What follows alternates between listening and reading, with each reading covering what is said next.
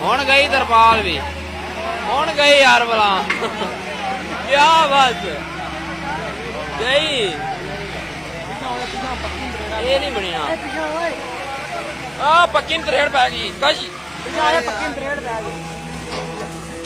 इधर वेखा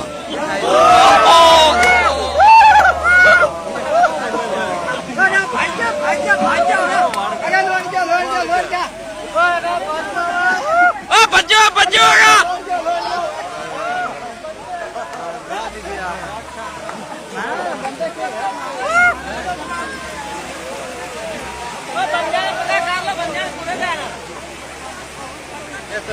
गलत किया ने इतनी डूंगी हो गई